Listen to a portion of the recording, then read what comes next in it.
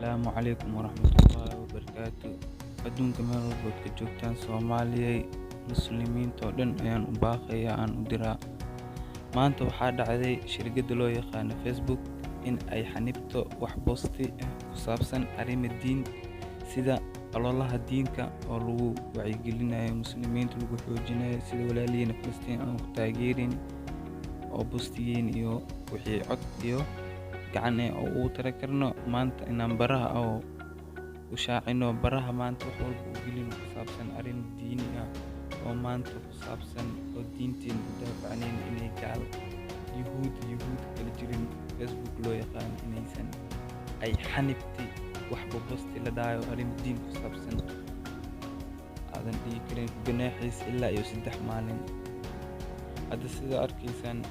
waxaa meeshaan ku qoran naclatullah waa aniga boostigeyga aan dhigay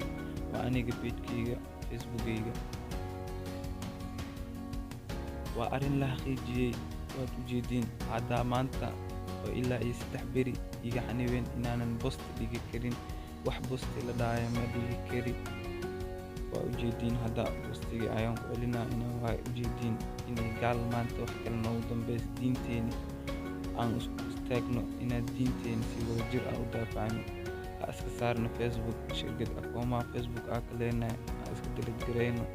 aan iska tuurno Facebook hawada aan ka saarno intaasoo bilyan oo muslimiin aan nahay walaalayaalo maanta shirkadda Facebook waxay ku kacay waa wax